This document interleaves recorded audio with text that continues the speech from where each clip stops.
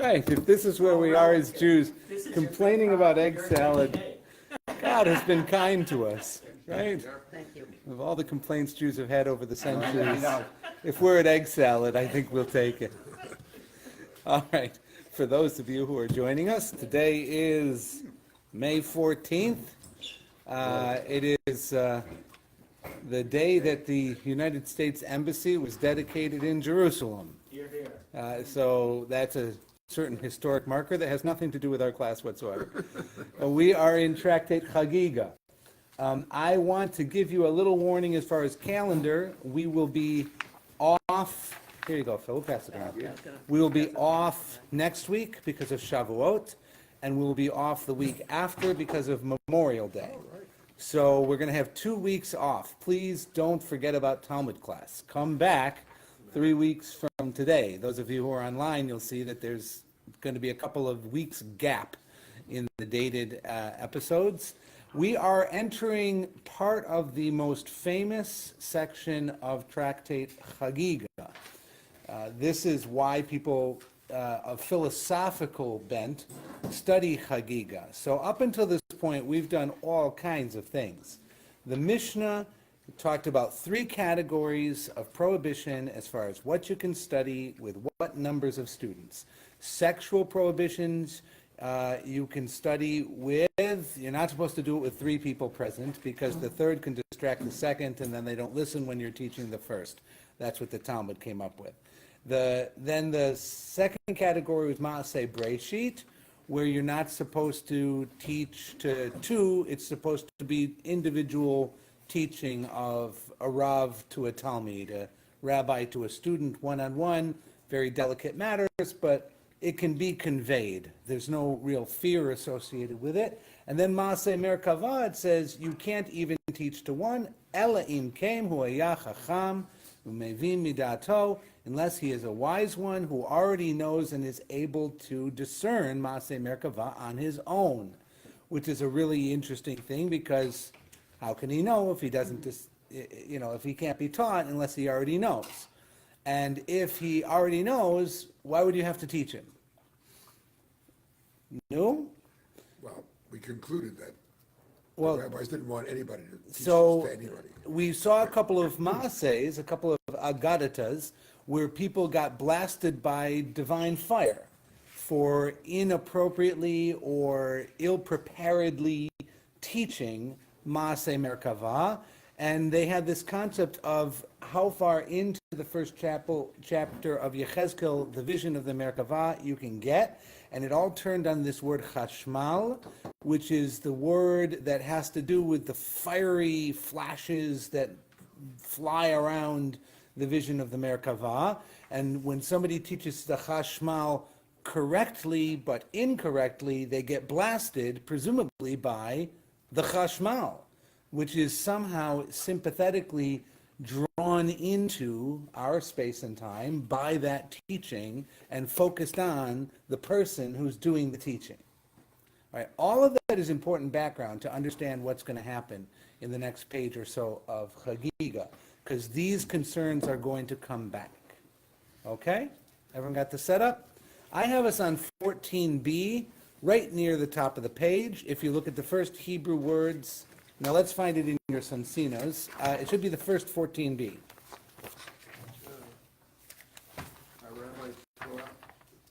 Tanu Rabbanan, our rabbis taught. Yes.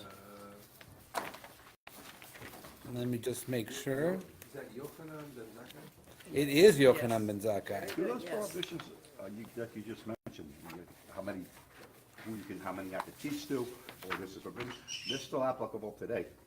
Yes, nothing has happened that would change these prohibitions, which is why I enjoy teaching them widely online.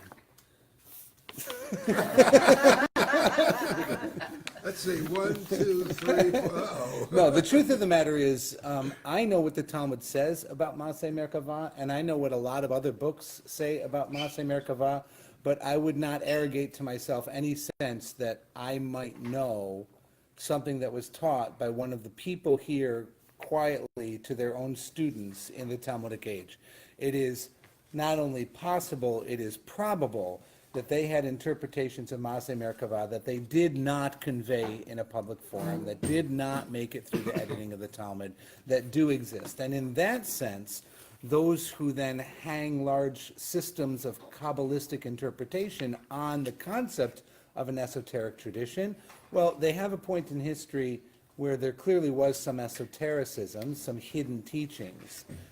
And whether they got passed through, and the people who wrote later books of Kabbalah 1,000 years later were actually conveying those things in open finally, or were actually writing new things, we can have that argument.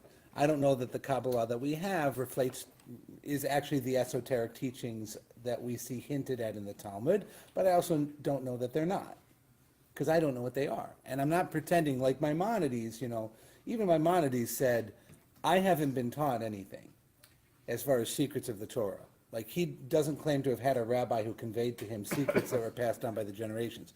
I'm very much like Maimonides. Everything I know because it makes sense. Right? I study things really hard, and I read widely, and I talk to lots of people, and I study from whoever I can, and everything that I know is only because the human mind is capable of knowing those things. The stuff the human mind is not capable of knowing, I don't make any claim to, and quite frankly, I'm not interested in. Doesn't mean they don't exist. Right? Right. Okay, 14A. So, 14B, I'm sorry, 14B. I'm just going to open up for those online. The class has been given the Sansino translation, and I'm just verifying where we are. Okay, the first paragraph of the Sansino, our rabbis taught. Tana Rabbanan.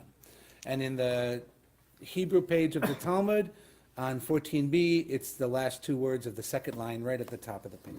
Okay? Tana Rabbanan. We are now going to be into the idea of Maaseh Merkavah as a vision, as enlightened people, rabbis, high-level Talmud scholars and beyond, who have the ability to envision heavenly realms. Okay, so let's just preface this by saying very early in your process you need to make a decision that this is either literal or metaphorical. I can't make that decision for you. When they say they see a rock and it's blue, you have to determine whether or not they're seeing a blue rock or they're seeing something of which the blue and the rock are indicating something about divinity that particular image can evoke for you, metaphorically. Okay? So a rock is a sign of permanence, blue is a sign of brilliance, permanent brilliance. Right? Brilliance meaning shininess, not necessarily intelligence. Right? Right? So if you see a blazing blue rock, you're either seeing a blazing blue rock or you're intuiting the concept of brilliance in eternity. Like a shining, overwhelming, blinding kind of beautiful eternity. Okay, so you're going to make a decision. All this stuff is either metaphor or not. You know me well enough to know that they think it's metaphor. Right? And I think it's metaphor. But again, I could be wrong. They could be seeing a blue rock. And those are the two possibilities. Okay, Tana Rabbanan. Maaseh b'Rabbi Yochanan ben Zakkai. There's an incident about Rabbi Yochanan ben Zakkai. Shaya rochev al chamor v'haya me'alech b'derech. He's riding on a donkey going along the road. V'Rabbi Elazar ben Arach mechamer acharav. And Rabbi Elazar ben Arach is donkey driving from behind him. So he's switching the donkey on the back, keeping the donkey moving, so Rabbi Yochanan ben Zakkai can get to where he's going, but he can be close and learn Torah from him. We've seen this metaphor in many different places, and we'll see it in Chagig in several places. These were both These are both Tanaim. These are of the Mishnah age, but one is the rabbi and one is the rabbi student of the rabbi. Okay, so Rabbi Yochanan ben Zakkai is one of the greatest sages of the Tanaim, and his student Elazar ben Arach is no shtump. He also has the title Rav here, right, rabbi, but he's clearly his student. Everybody was Yochanan ben Zakkai's student. I mean, Yochanan ben Zakkai was in charge. Okay, so he's driving the guy's donkey for him from behind so that he can learn Torah from his rabbi as he goes. So Amarlo, so he says to his rabbi, Rabbi, Shnali parak echad Maaseh Merkavah. Now remember, we were taught that you can teach the chapter headings of Maaseh Merkavah, whatever that means, but not the details. And then they said, up until when can you teach the details? And it said up until the word Chashmal, and then we had all the stuff about Chashmal happen. So this is kind of jumping all the way back to the Tanaitic level, the earlier level of dealing with the prohibition of learning Maaseh Merkavah. And Rabbi Elazar ben Arach knows what he doesn't know and knows what he's not supposed to do. And he says, teach me a chapter heading. Right? Teach me what you can. Teach me one chapter of Maaseh Merkavah. Amarlo, Rabbi Yochanan ben Zakkai answers him, lo kach shaniti lachem. Look, I taught you. And what did I teach you? V'lo b'merkavah b'yachid. So he quotes the line from the Mishnah that you can't teach Maaseh Merkavah to one person, ela in kem haya chacham u'mevi midato, unless he's a chacham who understands on his own. So I can't teach you, unless you're that person. So now actually what's very interesting here is that this Baraita claims the exact language of the Mishnah as coming from Rabbi Yochanan ben Zakkai. Okay? Which means that the exact language of the Mishnah is much older than Rabbi Yehuda Nasi by over a century. Okay? So this is, they said, where do you get it from? And the Talmud's best answer, where do you get it from, was Ben Sira. Well, this is a much better where do you get it from. The problem is that Rabbi Yochanan ben Zakkai could also fall prey to the where do you get it from question, which is probably why they didn't quote this Baraita. But that piece of the Mishnah is actually in this Baraita, which is fascinating. It gives it great legitimacy. Okay, so that's what he says. So Amarlo, so Elazar ben Arach is going to have to come up with an answer. What does he say? Rabbi, Tarsheni lomer lefanecha davar echad shelimadatani. So in that case, Rabbi, let me recite something in front of you that you've already taught me, right? Something that I've learned from you. Okay, now, does this mean that what he's about to say is something that his rabbi has taught him? Well, his rabbi seems reticent to teach him out loud. I would say this is something that he has learned from the rabbi. But the language is, that you have taught me. Amar lo, Rabbi Yochanan ben Zakkai says to him, Emor, speak, go ahead.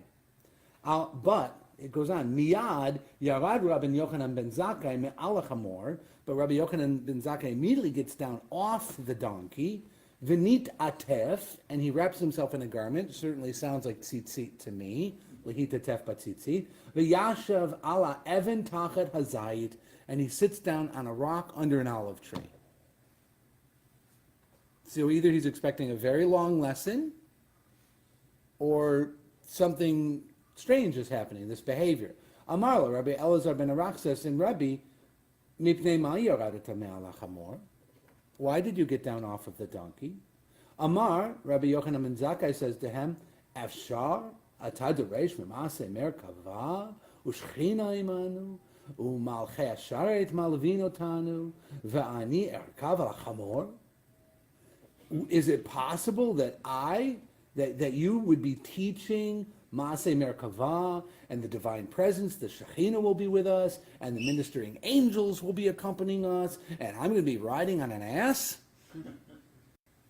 Really? Which is very interesting. This is modern Hebrew. What you're reading is exactly what we've written today. Well, modern Hebrew turns to the Mishnah From the Mishnah, obviously. much more than to the Bible for its syntax and grammar. Because the Mishnah is what was used in quoting when talking in Hebrew in Talmudic and medieval halakhic language. So the Mishnah actually had an imprint on the medieval Hebrew literature, which is the halakhic literature, and Ben Yehuda was drawing from the existing Hebrew literature that he had, which was inordinately influenced by the Mishnah for those reasons. So yes, this sounds like modern Hebrew, but you've got the cart before the horse. Modern Hebrew sounds like Mishnah. Okay? Very good. But interesting, because what do we intuit from what Rabbi Yochanan ben Zakkai has just done? Does he think that Elazar ben Arach is capable? Yes. Absolutely. Does he think he's about to be flambéed? I don't know what flambéed is. Flambéed is when you put the brandy on the ice cream and you set it on fire. It's It's not coming. You don't eat in those restaurants. No, because he feels that he is a knowledgeable enough person to do this.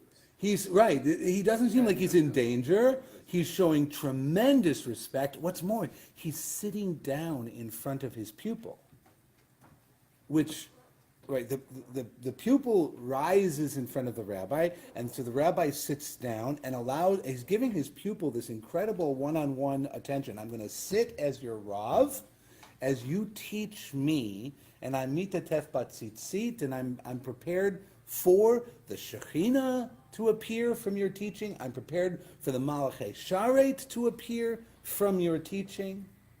Like, everything good is going to come from this right now. I know he's got great confidence, right? This is a baseball coach slaps a kid on the butt when he puts him up to the plate for the same reason. I believe in you, right? This is a rabbinic kavod moment. Okay, so that's what he says. So what happens? Miyad, immediately. Patach Rabbi Elazar ben Arach b'maaseh Merkava v'darash. So Elazar ben Arach immediately begins talking about Maaseh Merkava, and he explains it. V'yarida eish min hashamayim, and fire comes down from heaven. V'sibeva kol ha'ilanot shebasadeh, and the fire envelops all of the trees in the field. Patchu kulan v'amru shira, and all of them, who are the them? The trees, we would presume, open up and begin singing. And Mashira Amru, and what song did they sing? Of course, they're going to sing from Psalms. Hallelujah Adonai min haaretz taninim v'chol tehamot. Praise the Lord from the earth, sea giants and watery depths. Eitz pri v'chol arazim, hallelujah. Fruitful trees and all cedars, which means fruit trees and hardwoods. Hallelujah, all praise God. So, the chaotic beasts of the depths, the waters of the sea, the hardwoods and fruit trees will all sing God. This seems to be an endorsement of Elazar ben Arach. Right?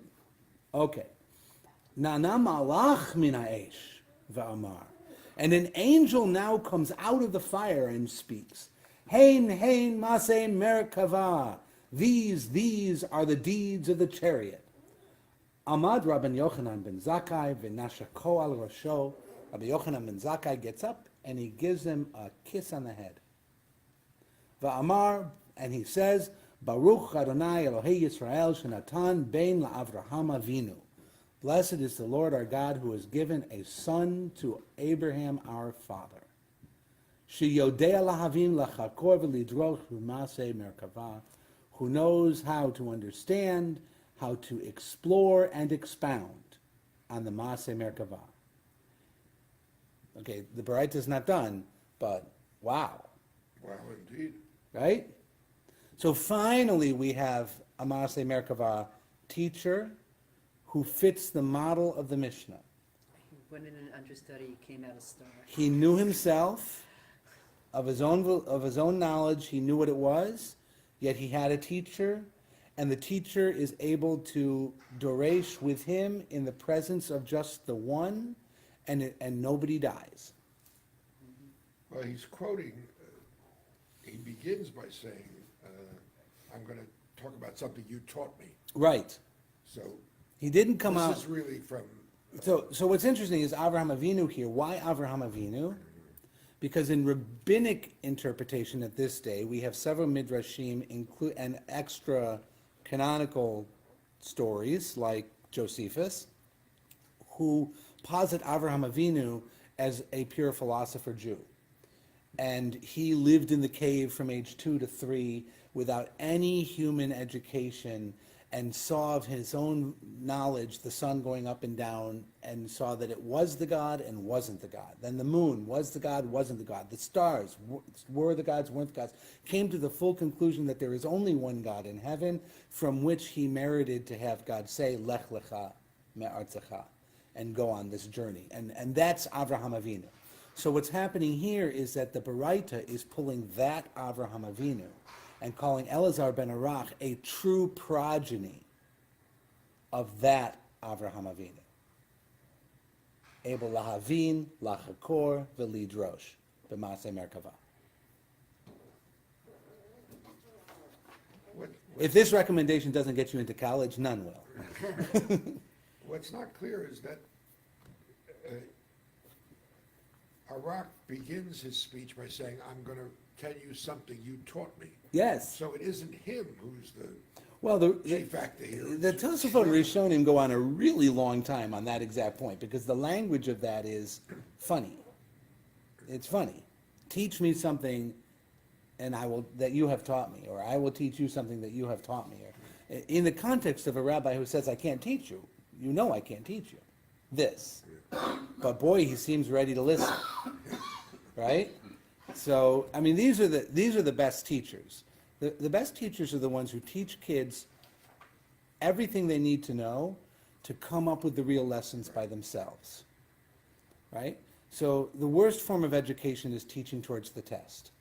I'm going to teach you the 30 things that are going to be on the test, and that way the state mandates will be met and we'll get funding. Unfortunately, that's where we are, not because that's not necessary.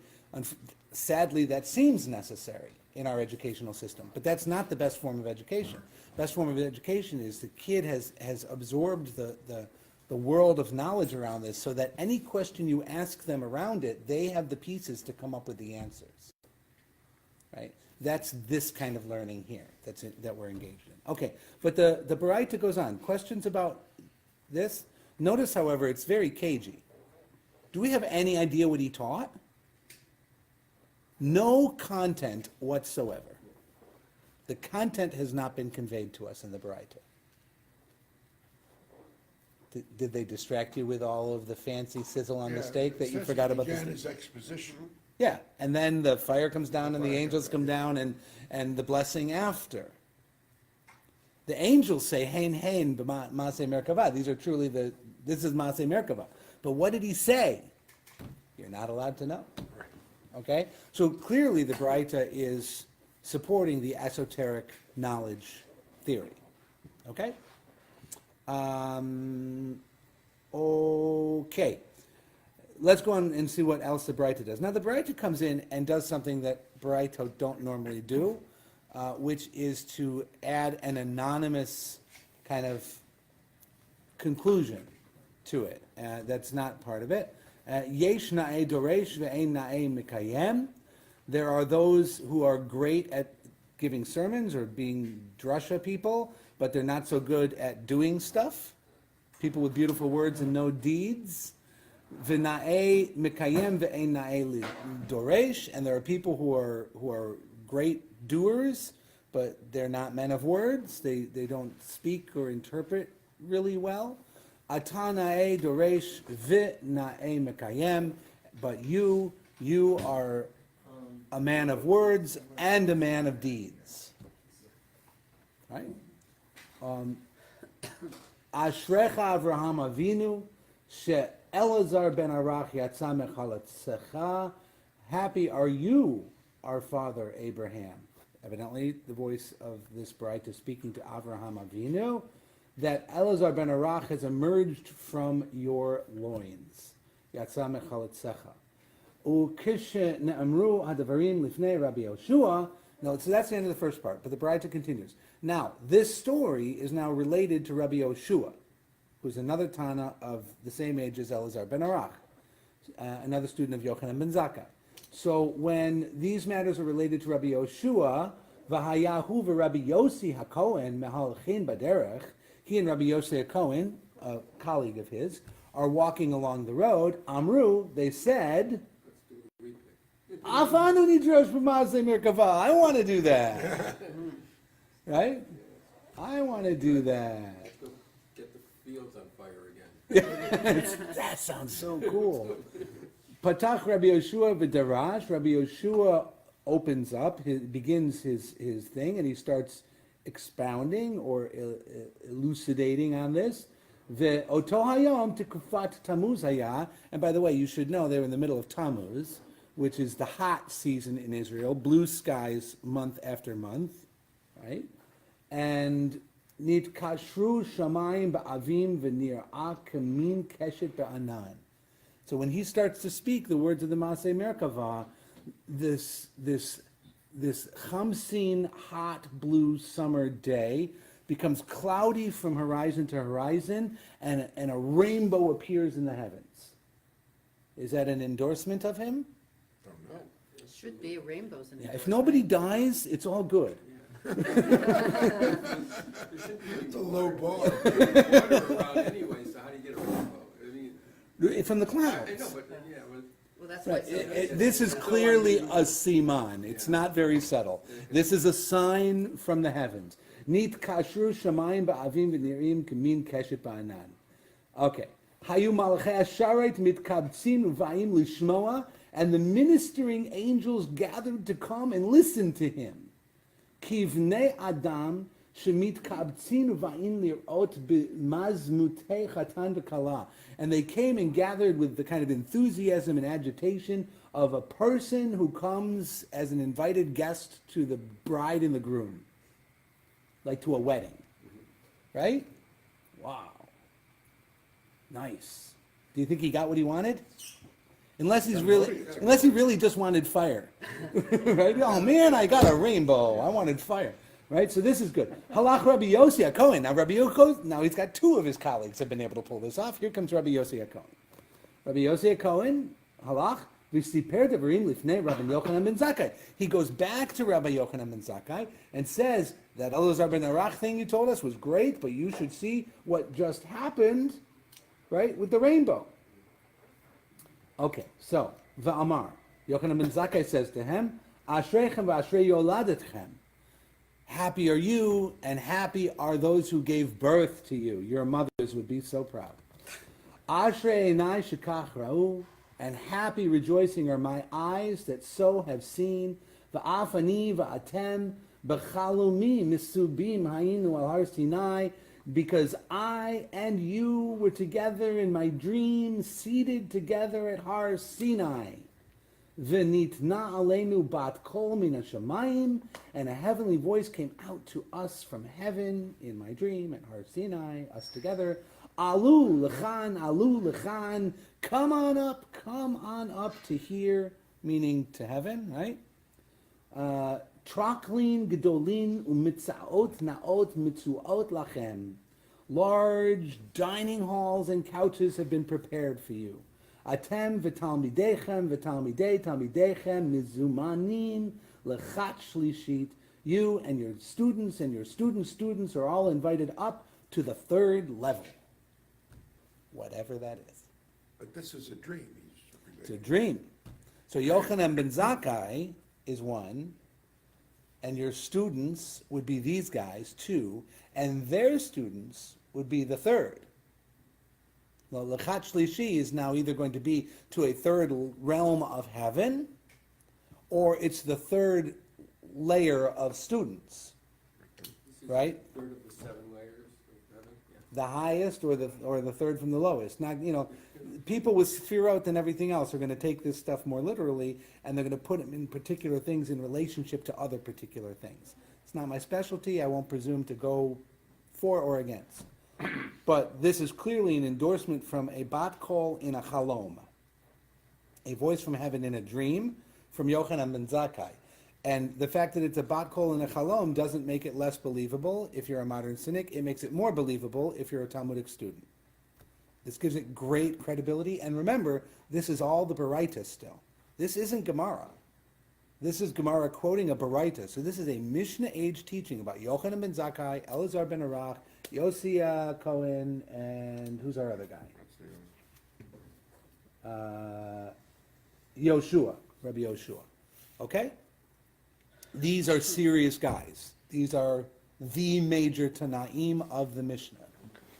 Okay? So they have this. Ini, okay, now the Gemara comes in. Ini is an Aramaic Nudnik word, which means really. The best translation, because it's based on the word in, meaning yes, would be verily. Here it says, but is this so? Yeah, verily. Verily thou speakest. Exactly. Verily. Dost thou think so? Vaha Tanya. And ha here is a challenge word. The letter Ha in Hebrew can indicate a question. It's like the upside down question mark in the beginning of a Spanish question. It means what I'm about to say is an interrogative.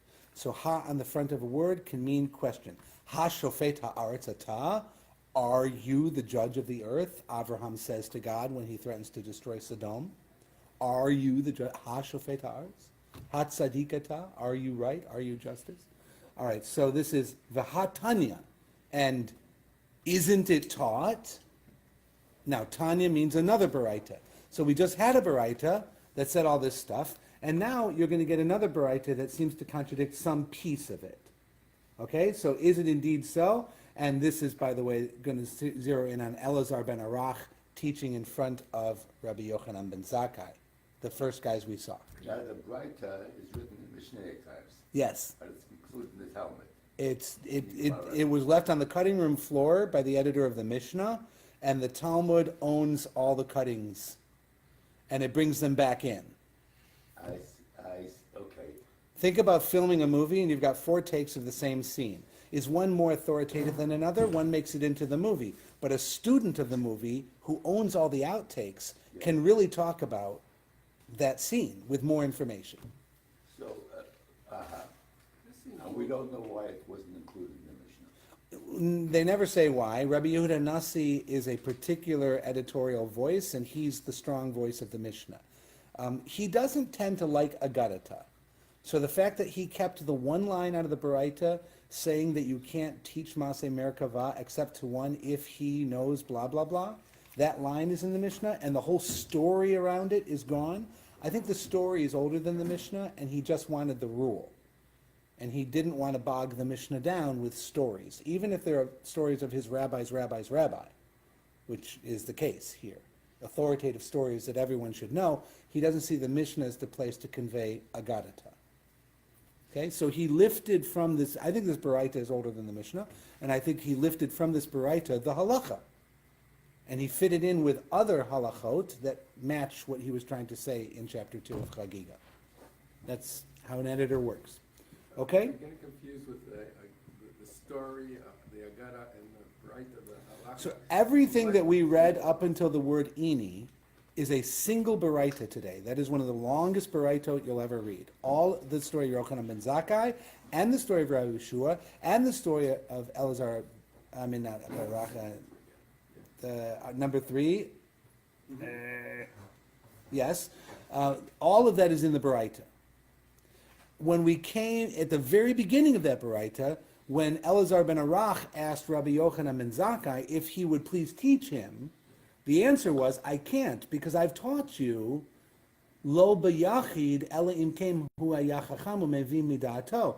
You can't teach Maseh Merkava except to one, and then only if he is a wise one who knows of his own volition.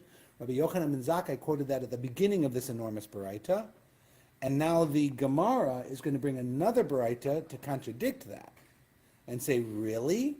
Did Elazar ben Arach really teach in front of Yochanan ben Zakkai the way that Baraita says? Because I have another Baraita that seems to say something else. That's now the editor of the Talmud putting Baraitot next to each other, as opposed to the editor of the Mishnah who took that one line out of the Baraita to make the Mishnah. Did that help or hurt? I'm getting there. Okay. When you get that, then you really understand the textual development of Rabbinic Judaism. I mean, that's the whole picture, and it takes a while to get our heads around it, because I'm combining the development of literature over about a 500-year period in those few sentences that I just gave you. So you have early source material, which is authoritative from the Tanaim, some of which makes it into the Mishnah under Yehuda Nasi, all of which is fair game in the Talmud to be quoted to understand the Mishnah. When they quote something that's not from in the Mishnah, but it's from that time, it's called a Baraita. Okay? Fair enough. So now we're going to get one Baraita against another Baraita. Vaha Tanya. But it's taught in another Baraita, Rabbi Yossi Rabbi Yehuda Omer. And remember, the turning point here is a rabbi and a student. Is the rabbi allowed to teach that student Maseh Merkava or not? Okay, and that's what's going to drive the next Baraita. Rabbi Yossi Rabbi Yehuda Omer, Shlosha Hartzaot hen. There were 3 hartzaot. What's a hartza'ah? Lecture, A lecture. discourse. Professor standing in front of the room. There are 3, but in this case, they're not, it's more like practicing the defense of your PhD with your one PhD advisor, right? You could give the big lecture, but you're not. There are 3 discourses where somebody stood in front of his Rav and expounded on Maaseh Merkavah in an authoritative way. And you're going to see this is creating a chain of tradition. The first one is Rabbi Yoshua Hartzah Devarim Lifnei Rabbi Yochanan ben Zakkai. And what we just saw in the first Baraita was that Elazar ben Arach gave a Hartzah in front of Yochanan ben Zakkai. This Baraita says it's Rabbi Yoshua. And in the last Baraita, Rabbi Yoshua was off in the fields talking with Rabbi Yossi HaKohen and seemed to do it without his teacher present.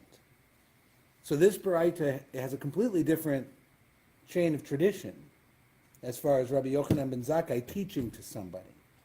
So there's already a problem in the first example. Rabbi Akiva Hartzah Lifnei Rabbi Yoshua, and Rabbi Akiva, who's the student of Rabbi Yoshua, who's the student of Rabbi Yochanan ben Zakkai, Rabbi Akiva gave a similar authoritative lesson on Merkavah in front of his Rabbi Yoshua, who we just learned had done it in front of Yochanan ben Zakkai. V'Chananya ben Chachinai Hirtzah Lifnei Rabbi Akiva. And the third rung in this chain of tradition, third link in this chain of tradition, is Hanania ben Chachinai, who taught in front of Rabbi Akiva. Okay? So it's kind of not what you would expect. You would expect a chain of tradition to be so-and-so taught so-and-so, and so-and-so taught so-and-so, and so-and-so taught so-and-so. These are each a little backwards. So-and-so lectured in front of his teacher, so-and-so. And then later his own student lectured in front of him, and later his own student lectured in front of him. So we're creating a chain of tradition, but without the teacher talking. The chain of tradition is happening like in the first story, where the teacher lets his student talk. And by doing that, creates an authoritative hartza'ah, an authoritative lecture. And you create the chain of tradition in a slightly reverse way.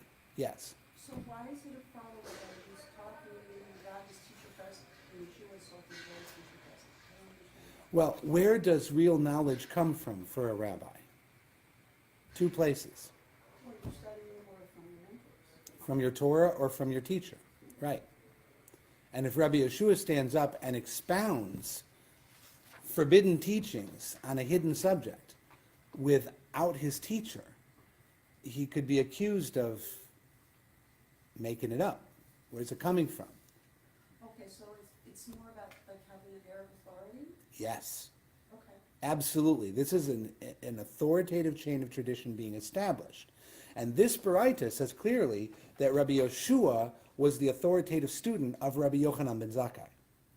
The last Baraita had Rabbi Yochanan ben Zakkai sit down and listen to Elazar ben Arach, which would have made him the authoritative student. So who's the authoritative student? Now, you and I would say we know Rabbi Yochanan ben Zakkai had many students.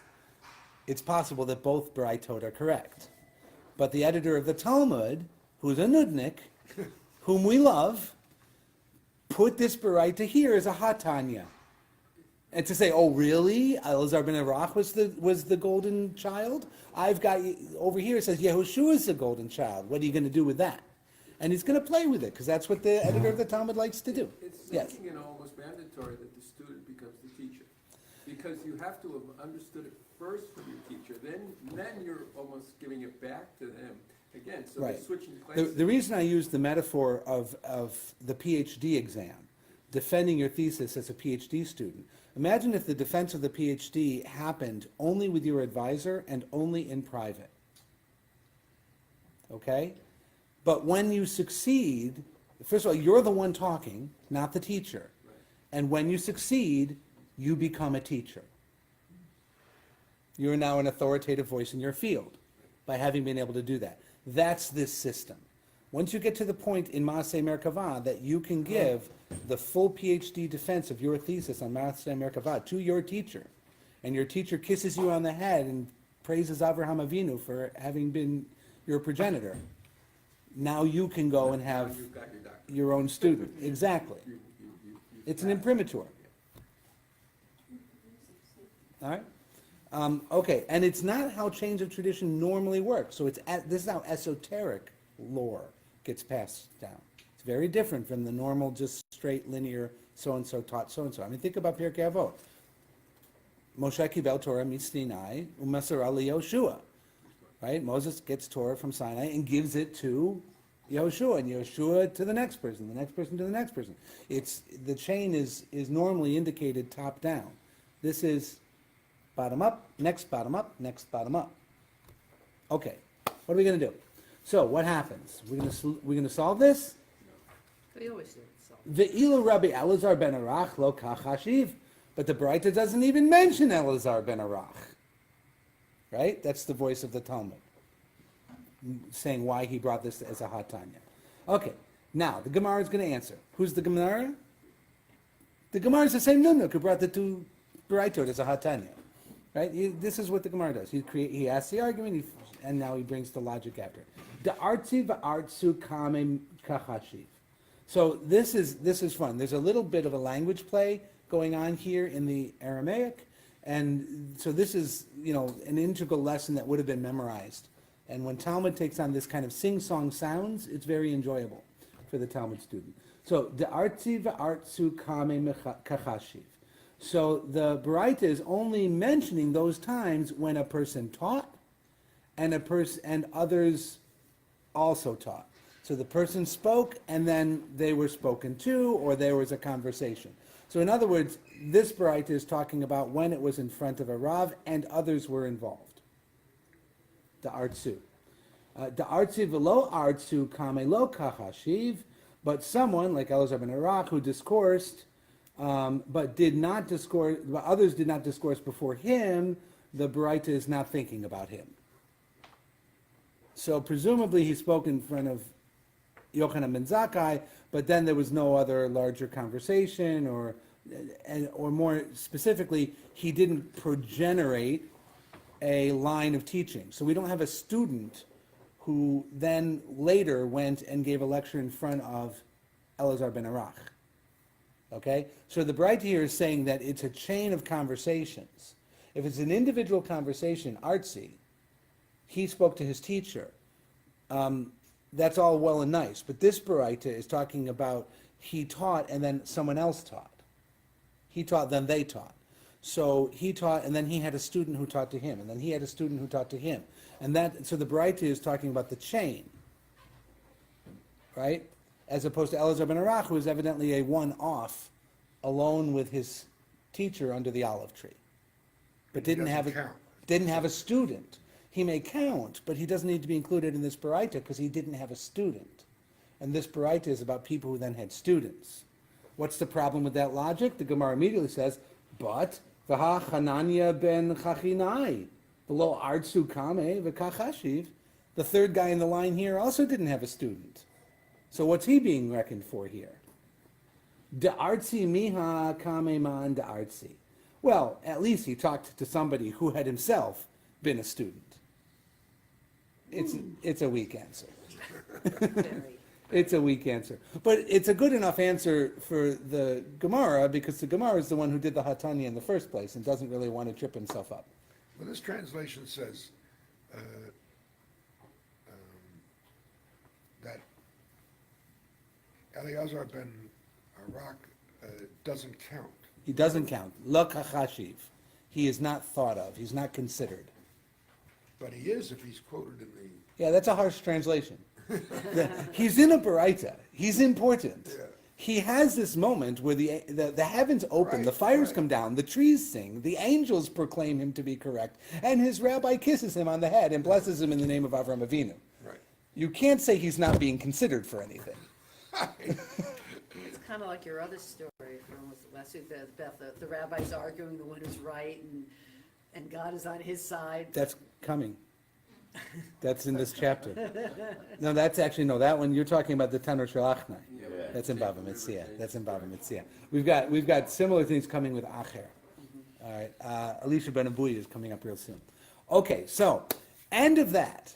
All right, so now we've established a couple of things. One, the Tannaitic age prohibition is real and ingrained and known by the biggest figures of Tannaitic rabbinic Judaism. The tradition of teaching. Yochanan ben Zakkai. From Yochanan ben Zakkai to Yehuda Nasi, there's no question whatsoever that every single rabbi of the first and second century would have agreed that this prohibition is real.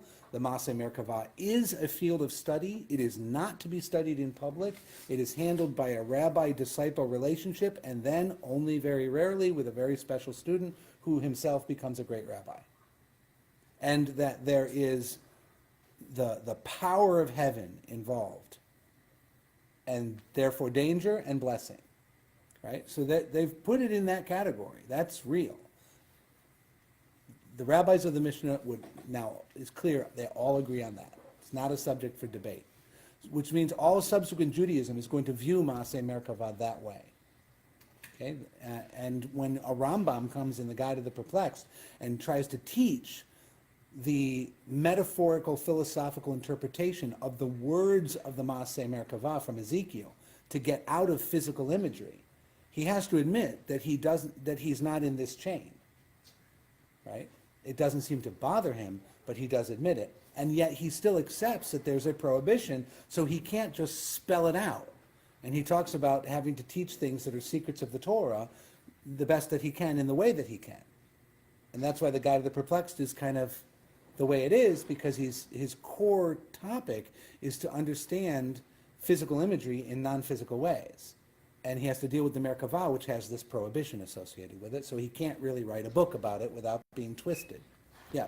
So it seems to me that these were successful teachings in which nothing happened to these people. These guys did not get flambéed, correct. Are they gonna give us an example? To support this, if I wanted to really support it, I would give an example of some people that did get flambéed. We had that. We had that back on page 12.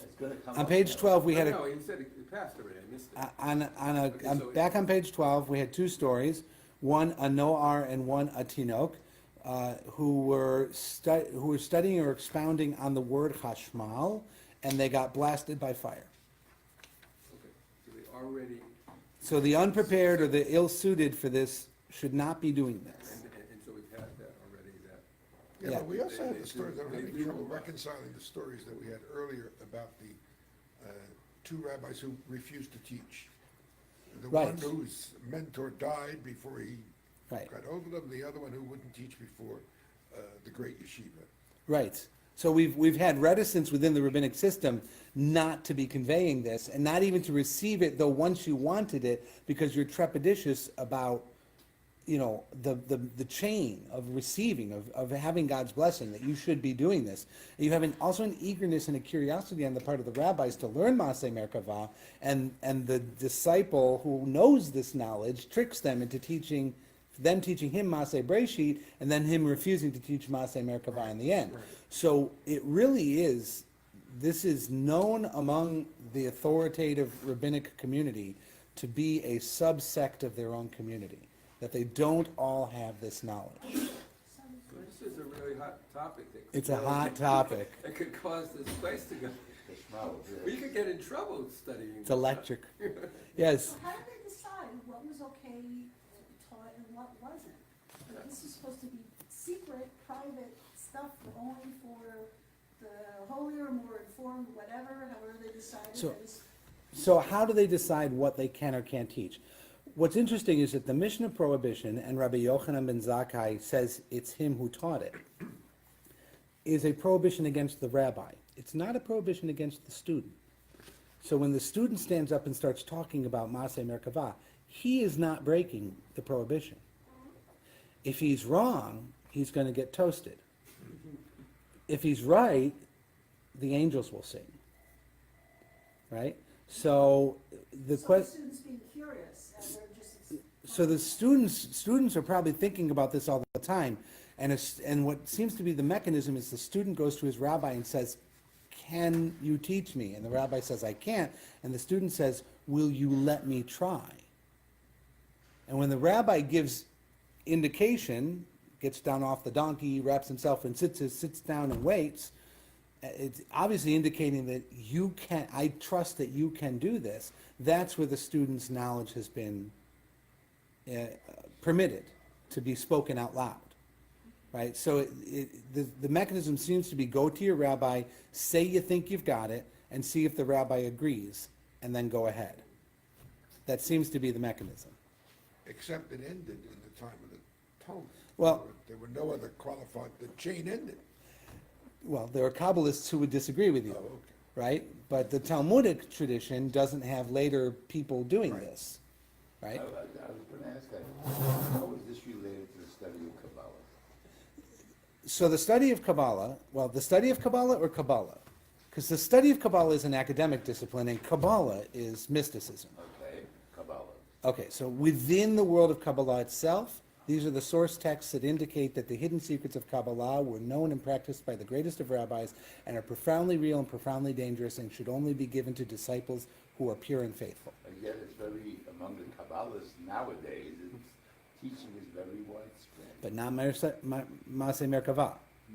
They'll teach Sefirot, they'll teach Shechina, they'll teach meditation, they'll even do some of the Heichal literature stuff, and they'll do some of the names of God, and the Ari does a lot of like Sefirah Kavanah on prayers, and rewrites the Siddur with a lot of that kind of stuff. But they don't overtly do Maaseh Merkavah. Right? And I have to believe that in certain Kabbalistic circles, there are disciple relationships where people are being taught something that is a Maaseh Merkavah literature. But it's not out in the open. I'm not trying to be flippant, but I remember a number of years ago when Madonna was being taught Kabbalah. And so standards do change apparently. Every time the word Kabbalah comes up, we eventually get to Madonna. Yeah, right. There is a place in Manhattan, in LA, called the Kabbalah Center, which, who teaches philosophies and beliefs and practices around Kabbalah on a retail basis, right? It's the retail end of the business of Kabbalah, and it is sold, and it is packaged, and it is marketed. Are there essences within it? I'm not an authority to talk about the truth or not of Kabbalah, but personally, as soon as somebody tries to charge me more than the price of the thread for something because it's red, and they want to give me a piece of thread like this and charge me more than about a penny for it, I don't think that it's my soul that they're worried about.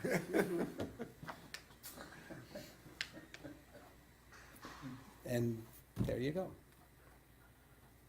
Oh, well. The real world of Kabbalah tends not to be that. The real world of Kabbalah is in faith communities, most passionately within the Hasidic communities, which I don't have access to. Right? There's an interesting story. The study of Kabbalah, which is an academic discipline, was invented by Gershom Shalom of the Jewish Theological Seminary, who is a great historian, and he tells the story in his first book on Kabbalah, which was an expansion of his PhD thesis and got him tenure and made his name, and he made his whole career out of this field.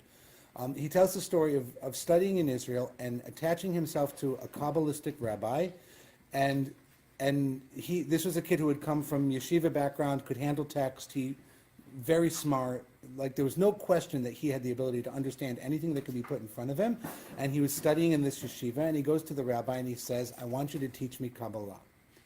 Can I come to you and learn Kabbalah for real? And the purpose of that was to understand Kabbalah from a point of view of curiosity, and eventually to be able to, publish what could be published. The rabbi, according to Shalom, said, you can study with me on one condition. You never ask a question.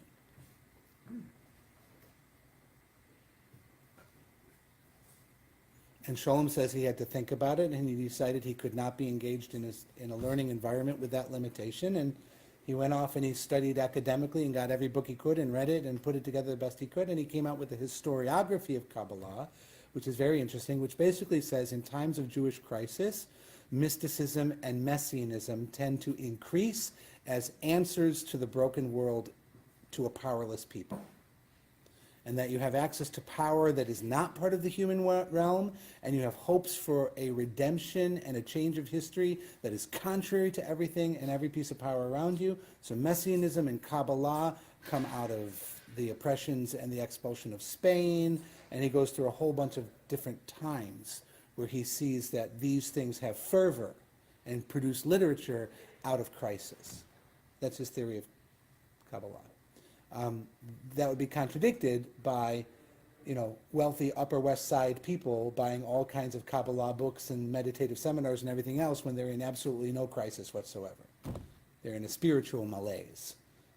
That's like where we started the class. If you're complaining about egg salad, you've come pretty far as a Jew.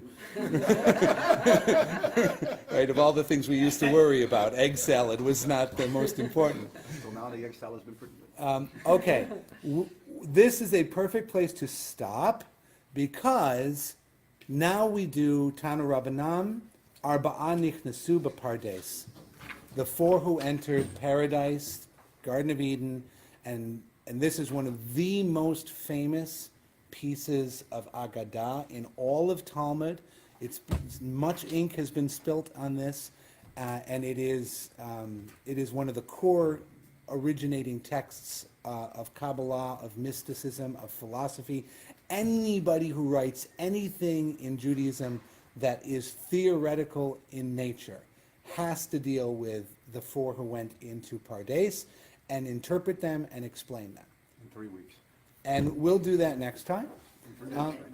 And you, yes. So we're off for 2 weeks. We're not here Monday for Shavuot, and we're not here the following because of Memorial Day, and then we'll come back. So we'll start with Tanu Rabbanan, and Tanu Rabbanan eventually introduces the character of Elisha ben Abuya, who is referred to in this Baraita as Acher, the heretic, and this is, once we deal with the four going into Pardes and who they are and what they mean, it immediately then goes into the stories of Elisha ben Abuya, which is the subject of our July 3-week study. So we're going to do all the Talmud background, and then I'm going to bring the non-Talmudic stuff for 3 weeks in July into this hour to expound on Elisha ben Abuya and who he was.